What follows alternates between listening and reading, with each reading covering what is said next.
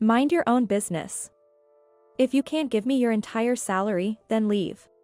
What? I'm the daughter of this house, and you're just an outsider. If you're willing to give me your salary every month, I might let you stay. If not, then leave. I was stunned by the words spouted by my sister-in-law, Emily. After caring for my mother-in-law, Linda, for 10 years, it was outrageous to be spoken to like this by Emily, who did nothing but laze around and play. Understood, I said. Believing in the bond one had with my mother-in-law, I left the house. But Emily's reign would only last for so long. My name is Susan. 20 years ago, I married my husband, John, and started living with his mother at the same time. My father-in-law had passed away, and it was a filial decision to not leave my mother-in-law alone.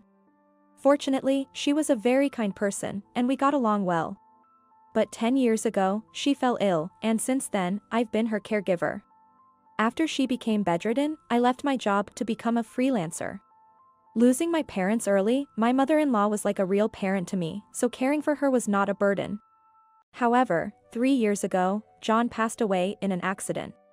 It was so sudden. My mother-in-law became like a shell of herself, shocked at losing her only son. Though her body was frail, her mind was still sharp. But since then, she became more absent-minded. I feared she would deteriorate further or develop dementia.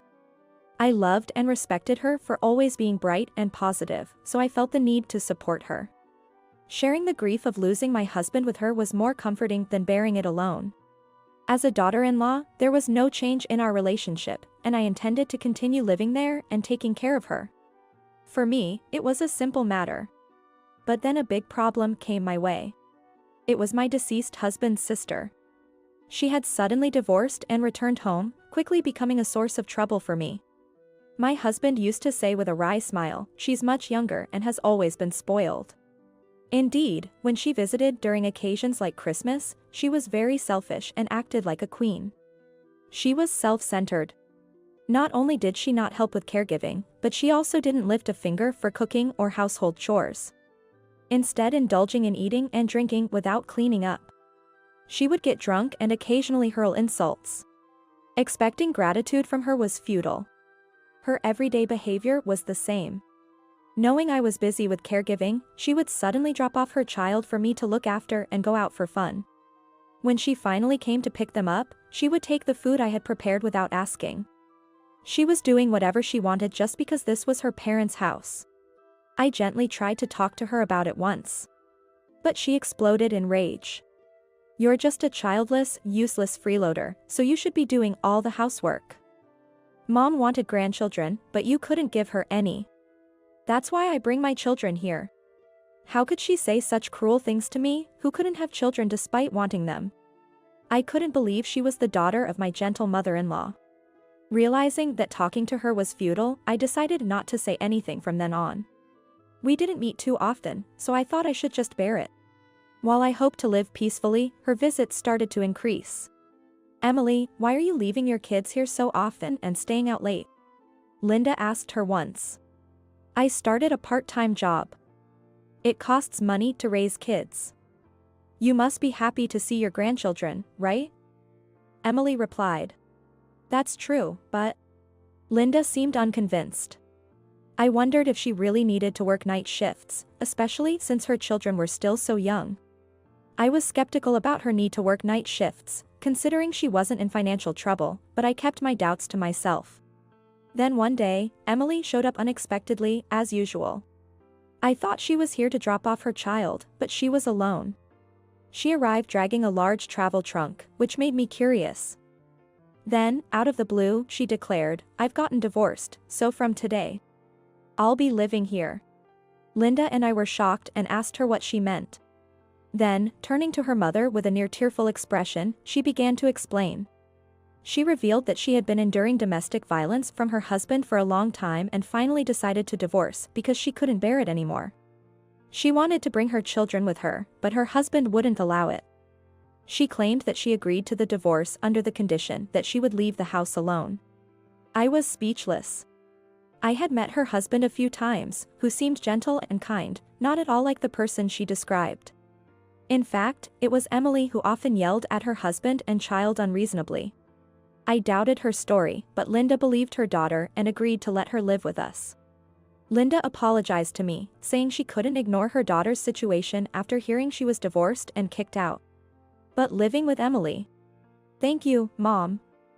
That's the situation, Susan, so please take care of me, she said. Emily, who was supposed to be crying, revealed dry eyes and a sly smile. It seemed like it was all an act. So, life under the same roof with my returnee sister-in-law began, but she continued to do nothing, just like before.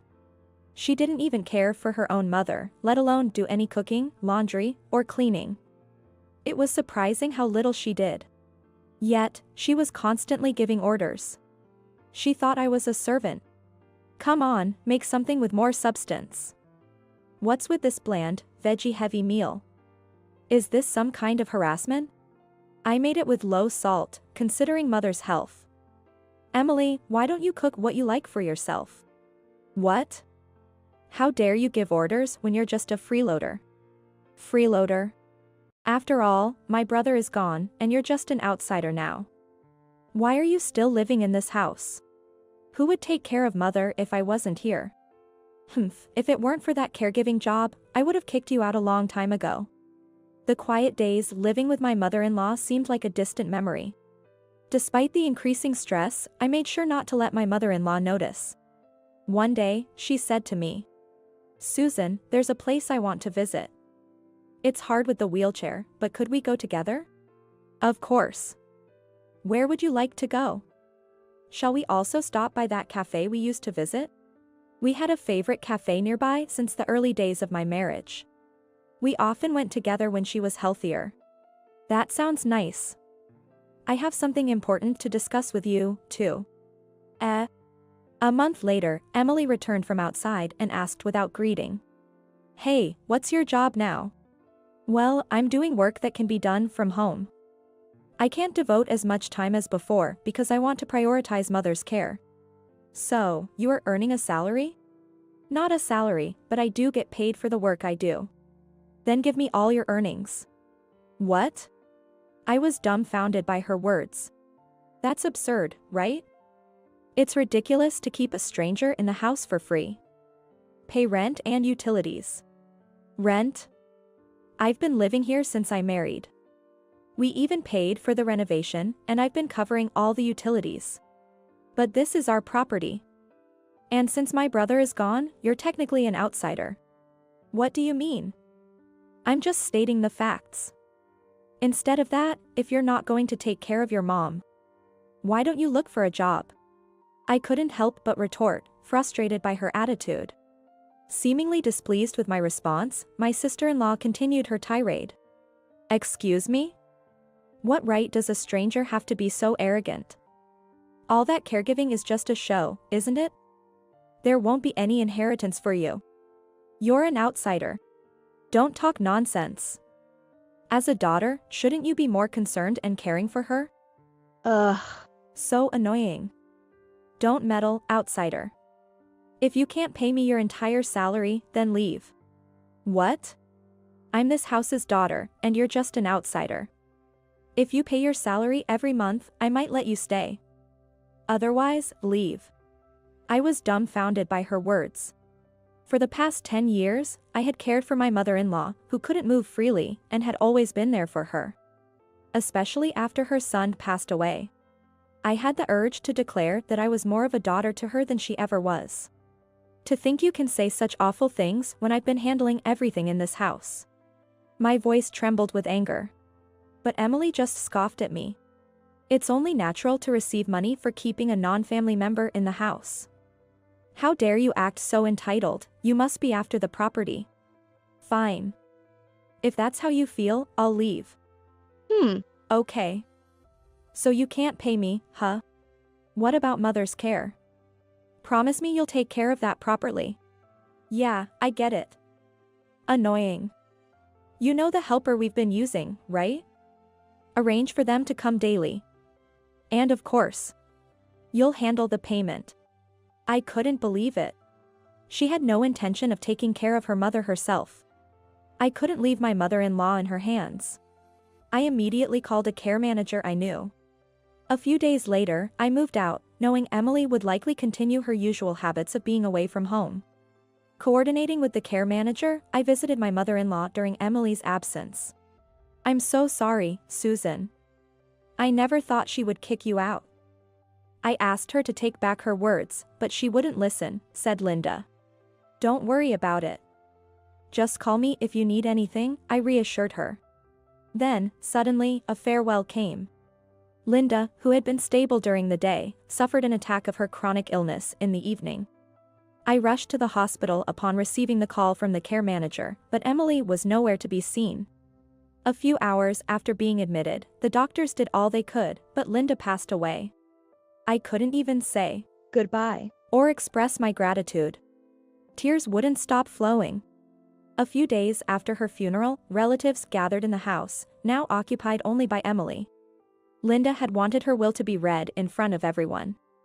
The lawyer she hired, named David, addressed the gathering. "Before I read the will, as per the deceased's wish, we will listen to a recording of her voice. Please, listen." Her voice filled the room. Everyone listened intently. "Thank you all for gathering here. I appreciate our time together. Now, I'll leave my will regarding my estate. It's not a large sum, but I wanted to avoid any trouble and have all relatives here. To my daughter, Emily, I leave $10 million. She didn't care for her mother, but she has a small child and needs to pay alimony. I leave only the legally required portion." "What? Just the required portion? Isn't it all mine?" Emily's voice rose in disbelief, and murmurs spread among the relatives. "Emily got divorced? She hasn't shown up at family gatherings for years. Alimony? She doesn't even have custody of her child? Wasn't John's wife the one taking care of Linda alone? She's been living there and caring for her even after his death, hasn't she?" Emily stood there, her face flushed red and fists trembling under the gaze of all the relatives. "What does this mean?" she demanded. Unaware of her anger, Linda's voice continued in the recording. "Those hearing for the first time about my daughter Emily's divorce might be surprised. The reason for the divorce was her infidelity." "What?" The relatives, taken aback, collectively gasped, and Emily's complexion visibly changed. "Why would she know that? Susan cared for me while Emily neglected her family and indulged in affairs. Her husband caught her, and she lost custody. I didn't want to leave her anything, but knowing her, she would claim her right. So, I leave her only half of her legal share. Please pay the alimony and use the rest for my grandchild." As I listened to her voice, I felt a sense of peace. "And Susan, thank you for being my daughter-in-law and for everything you've done. I loved your honesty and kindness. You bore the hardest pain when John died but stayed strong for me. No amount of thanks is enough." Tears flowed from my eyes. "Caregiving is hard, and you did it without complaint or pay, always with a smile. I leave you $10 million, the same as Emily. And our house and land. It's yours to sell or rent, but I hope you won't forget the days we spent together." Linda. It was too much for me. I began to cry like a child, overwhelmed with emotions. Despite how grateful I felt, I had lost someone irreplaceable. Having lost my parents early, she had always been like a real mother to me. Thank you to all the relatives for your support. Please look after Susan, who is now alone. That's my final request," my mother-in-law said in the recording. As David concluded, "That's the end of the will," only the sound of sniffling could be heard around the room. I couldn't stop my tears. In that atmosphere, only Emily was loud and protesting. "This is a joke. This will is invalid. You're a fake lawyer.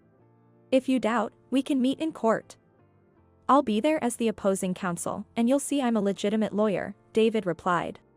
"You, just a wife of my brother, are an outsider. I'm the only real daughter. It's absurd to get the same amount and even the house." Emily, who neither attended our mother-in-law's final moments nor shed any tears, yet showed desperation only in this situation, was disheartening. This wretched soul, behaving as if from hell itself, was unforgivable.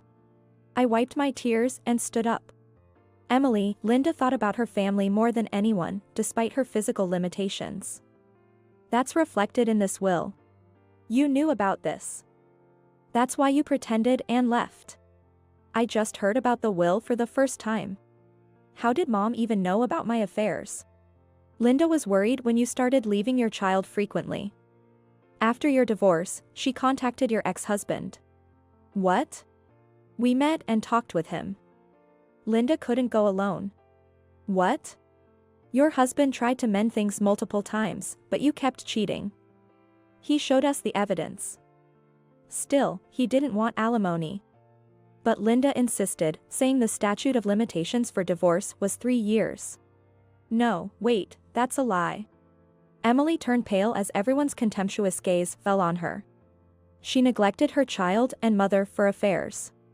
Linda must have been heartbroken not to leave her a penny. Her being the real daughter complicates things legally. It must be for the grandchild. She was kind-hearted. The relatives commented harshly on Emily. As for the inheritance I'm receiving, you seem unhappy, but I was legally adopted by Linda. Legally, I'm her child too. What? I have the same legal standing as you. What? Emily was pale. Still, she continued to rant. That's impossible. I didn't approve of this. You can't do this without the daughter's consent. Your approval isn't needed for adoption. What? Indeed. David added. No way. You kicked me out of the house, but now the tables have turned. I'm inheriting this house, so could you please pack your things and leave soon? I asked. Finally, Emily crumbled to the floor, motionless. The relatives who had heard everything burst into applause. Some were teary-eyed. It's good that you, who have cared for Linda all these years, are rewarded. You were more like a real daughter than a daughter-in-law. If you ever need help, just let us know. I bowed deeply. Thank you all.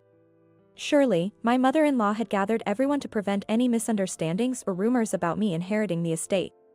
And Emily, having lost her credibility and trust, received no words of comfort from the relatives. She left the house cursing and later had to pay alimony from the inheritance. Her life seemed to become challenging. Still, the substantial sum that remained with her, despite her lack of savings or job, spoke volumes about my mother-in-law's generosity. I wished Emily would use the money wisely for her children and work hard, but people like her rarely change. The money would probably run out quickly. Now, I live leisurely in my former home, sorting through belongings.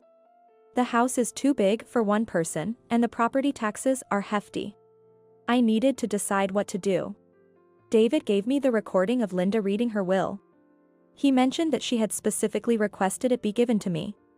Thank you for everything. I always loved your honesty and kindness. Her words echoed in my mind, bringing tears to my eyes. Did I express my gratitude enough? I never thought of caregiving as a burden but as something natural. Had my feelings reached her? Maybe the will was her answer. I wiped away my tears. It was too soon, staying at home brought waves of sadness. I couldn't keep crying, I didn't want to worry my husband and Linda in heaven. All right, I'll visit that cafe today. I said aloud, deciding to step out.